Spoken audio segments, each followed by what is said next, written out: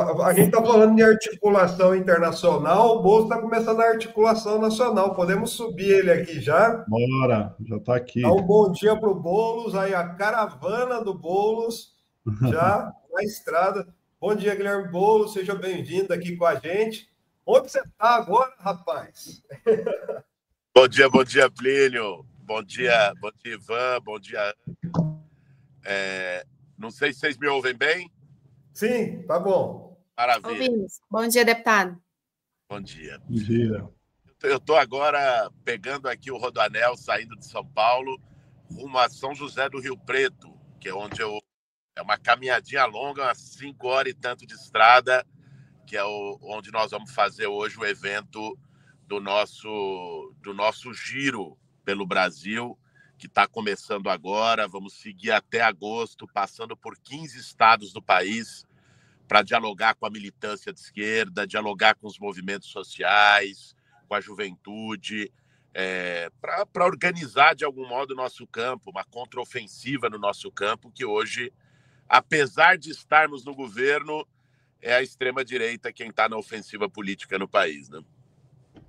Pois é, deputado, e ofensiva, inclusive internacional, né? Porque a gente estava falando aqui da fuga da Carla Zambelli, né? E ela foi condenada à perda de mandato, além da prisão, né? A 10 anos de prisão pelo STF. A Câmara já foi comunicada, inclusive pelo STF, sobre esse mandado de prisão emitido pelo ministro Alexandre de Moraes, né? Você acha que a oposição, né, os bolsonaristas, vão conseguir salvar a Zambelli de alguma maneira na Câmara? Olha, eu acho muito improvável que consigam, porque o caso da Zambelli é muito escandaloso. A Zambelli, ela foi uma deputada que atuou como pistoleira na véspera da eleição.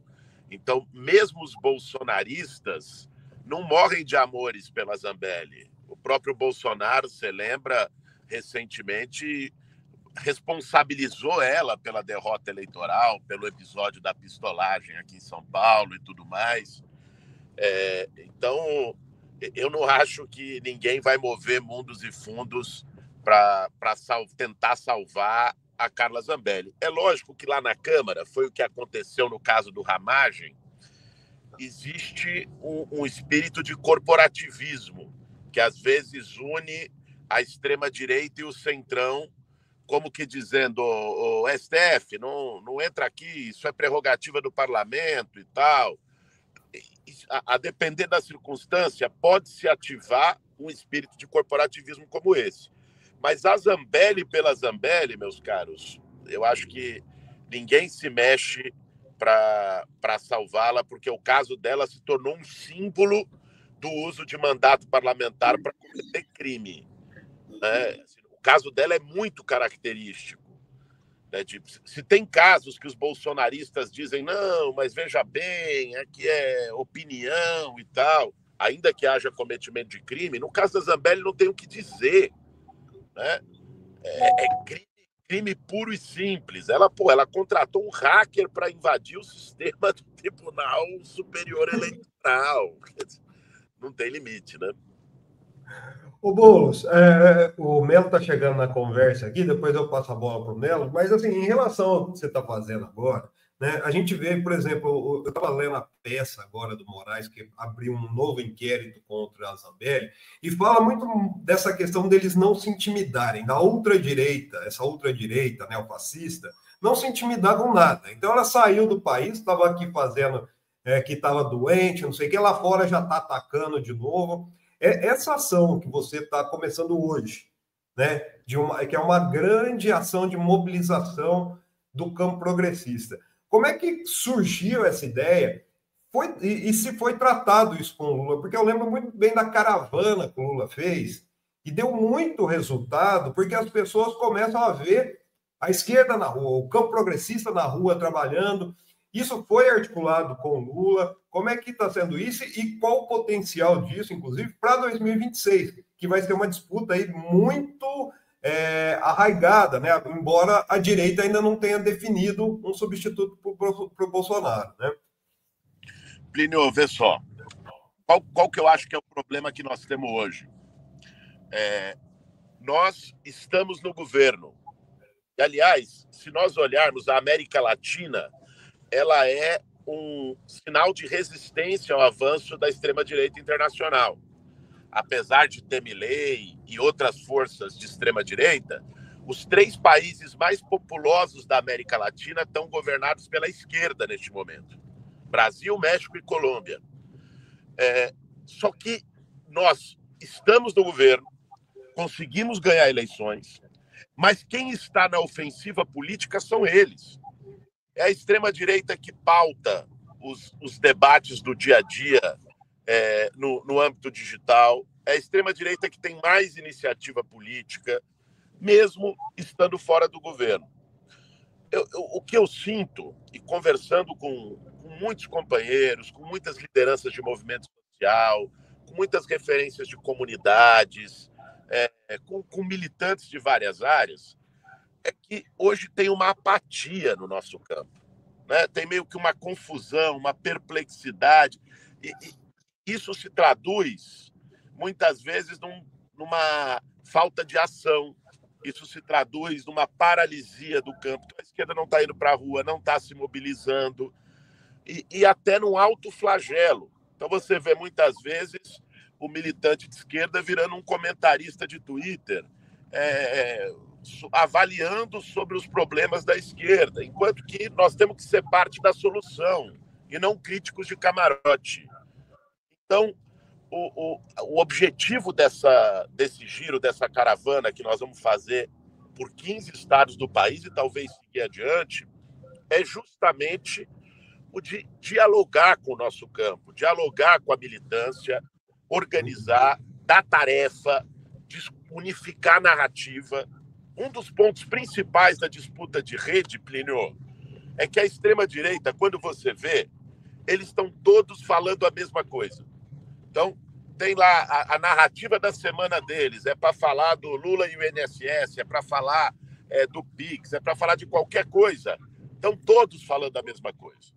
Enquanto cada referência da esquerda, cada influenciador da esquerda, cada liderança política de esquerda está falando uma coisa diferente.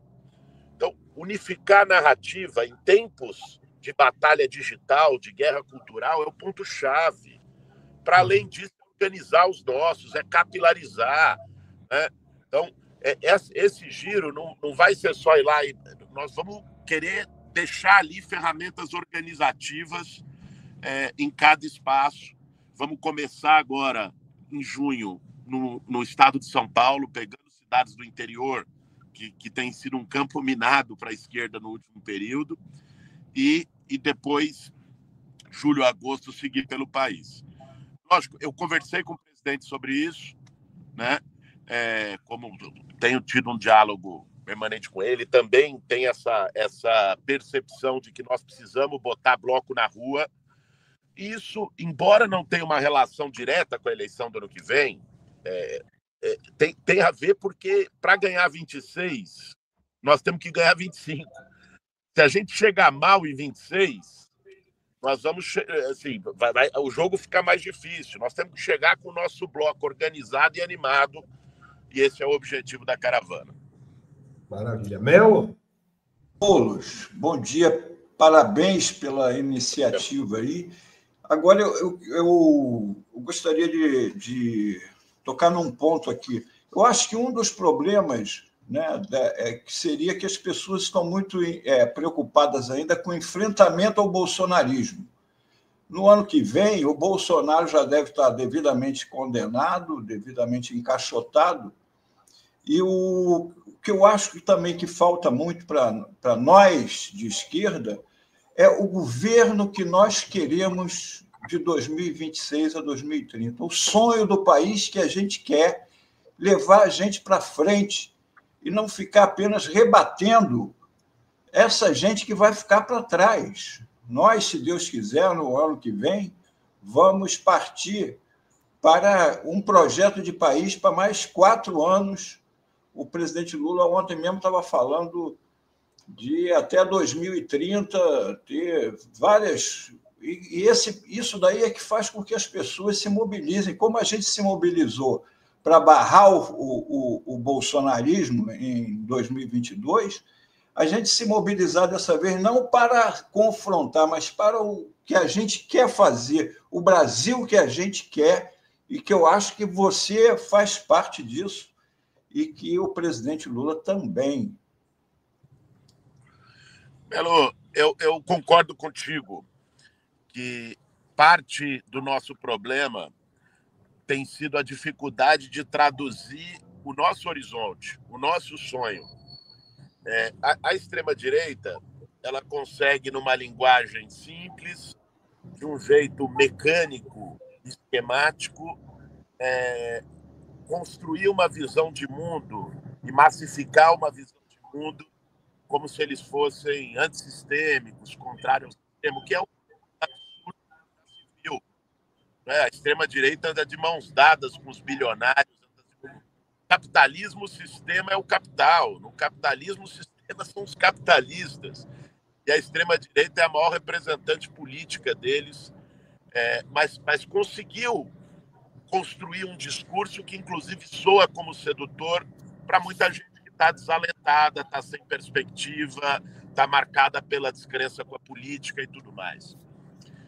Nós precisamos traduzir a nossa visão do mundo em missões, em perspectivas práticas.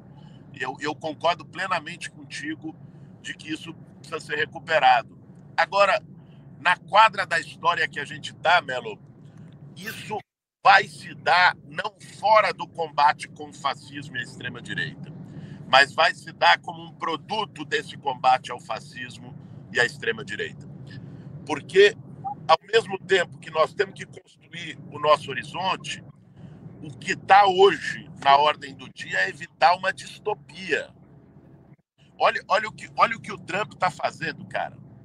Quer dizer, quando pensa numa coisa, eu acho que esse vai ser o nosso dilema ano que vem. Quando alguém, um fascista, governa 4 anos, com todo tipo de barbaridade e absurdo, perde uma eleição, tenta um golpe de Estado e depois volta consagrado pelo voto popular, volta com uma força que não tinha antes. O Trump, em 4 meses, 5 meses, está fazendo mais atrocidades do que ele fez em 4 anos de governo antes. Até porque agora volta também com maioria parlamentar mais consolidada nesse rescaldo de uma onda de extrema-direita. Então, imagine o que seria uma volta do bolsonarismo ao Brasil, ao governo. Assim como o Trump tentaram um golpe de Estado, lá foi o Capitólio, 6 de janeiro, aqui foi o 8. Então, eu acho que nós não vamos ter como, no próximo período, também tirar parte das nossas atenções desse embate, porque esse é um embate da nossa época. O embate para derrotar o fascismo do século XXI no mundo inteiro, esquerda contra fascismo, será, na minha leitura, o enfrentamento das próximas décadas. Porque, por mais que o Bolsonaro seja preso, eu acredito que será, acho que não escapa, o bolsonarismo não depende unicamente da figura do Bolsonaro. Veja o que nós enfrentamos aqui ano passado na cidade de São Paulo. Sim. Com Pablo Marçal. Eles fazem surgir novas criaturas digitais que representam esse avatar do bolsonarismo, de figuras fascistas, e que se criam muito rapidamente.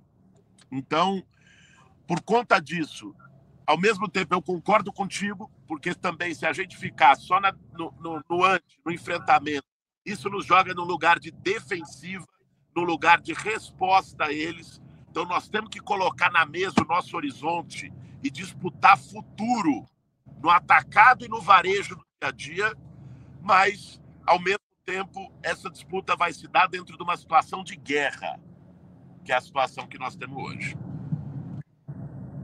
Boa, Plínio. Ô, Boulos, só para a gente encerrar aqui, te liberar e também para a correria, nesse mote aí que você está falando com o Melo, inclusive, Eu acho que, assim, essa articulação que você está começando hoje, eu acho que, nesse sentido, acho que é interessante, talvez, e fica mais como até uma proposta aí, né? Articular essas pessoas a responderem ao bolsonarismo, né? A gente vê, você estava dizendo aí que o bolsonarismo, a ultradireita, eles são muito rápidos e equânimes nas respostas nas redes sociais. E muitas vezes a gente vê o campo progressista acuado. Mas, assim, a gente sabe quem são os representantes do sistema financeiro internacional, sabe que eles são os representantes de toda essa política econômica neoliberal que acumula riquezas, que vão contra, por exemplo, a taxação de grandes fortunas, né? A gente sabe quem eles defendem. Existe já um nuance aí sendo trabalhado, não só por você, mas pelo governo, pelo campo progressista, de fornecer uma espécie de cartilha para as pessoas entenderem melhor quem essa direita representa e como é que o campo progressista está nessa luta? Plínio, vou dar um spoiler aqui para vocês. Então vamos. Sim, assim, nós temos feito uma articulação nos últimos meses nessa direção, né? Articulado junto com outras lideranças do campo progressista, tenho conversado com lideranças de partidos do nosso campo, de movimentos do nosso campo, para a gente organizar uma espécie de um ecossistema mais articulado do nosso campo, para além do que... Porque hoje a gente tem as nossas ferramentas, mas elas não se articulam e não dialogam entre si da melhor maneira. Eu repito isso, cara, rede social, a gente fala, porra, os caras sabem usar a rede, nós não, como se isso fosse uma aura misteriosa, uma coisa de alquimia, e não é. Rede social tem método. E o grande elemento, o ponto de partida de todo método é você unificar a narrativa. Vou dar um exemplo para você. A gente tinha uma equipe de monitoramento muito eficiente de rede na nossa campanha prefeitura ano passado. Então a gente mapeava os ataques, por exemplo, do Marçal. Muitas vezes, os ataques que faziam subir no trend, por exemplo, ele dizendo, o Boulos usa droga. O ataque que fazia subir no trend top, que era coordenado por 50 ou 60 perfis. Então, não era quantidade, era coordenação e articulação de pessoas fazendo e falando a mesma coisa. E isso o algoritmo levava lá para cima, porque sentia que era uma tendência, porque eram pessoas falando a mesma coisa do mesmo jeito ao mesmo tempo. O que acontece? Quem abre o feed e vê a direita, eles estão coordenados em ataques como se fosse blitzkrieg na mesma narrativa. Quem abre o feed e vê a esquerda não entende a mensagem que a gente quer falar, porque cada um está falando uma coisa. Então, o ponto de partida é ter uma coordenação básica de militância que unifique. Então, um dos desafios que eu terei nesse giro, já a partir de hoje, é organizar uma espécie de grupos de contra-ataque digital. Então, em cada cidade que nós vamos passar, nós vamos montar grupos de zap de militantes digitais que vão funcionar unicamente, não é o grupo de zap da figurinha do bom dia, boa tarde, boa noite. É o grupo de zap que vai funcionar unicamente para passar orientações digitais de conteúdo, temáticas, das pessoas que entendem a necessidade de atuar de maneira coordenada na rede. Então, essa é uma das tarefas, porque a ideia não é ir lá e ficar só de blá, blá, blá e tal, fazer um discurso legal e depois as pessoas vão para casa. Nós precisamos organizar. E organizar hoje passa pela organização digital. Muito bem, muito bem. É isso. Muito bom. Obrigado, Boulos, pela participação aqui no Fórum Café. Tem mais alguma pergunta, Plínio? Acho que a gente tem que liberar o Boulos, né? Eu preciso ver que o pessoal parou o carro aqui, que nós vamos tomar um cafezinho aqui no posto de gasolina. Estão esperando eu encerrar aqui para tomar um café a turma e a gente seguir viagem. Ô, Boulos, obrigado, viu? A gente fica em contato aí, o Diego está sempre mandando informações para a gente. E você vindo aqui para a região de Mojimirim, daí você vem tomar um café aqui em casa, tá bom? Com o maior prazer. Satisfação, viu, gente? Abração para vocês e bom dia. Abraço, boa caravana.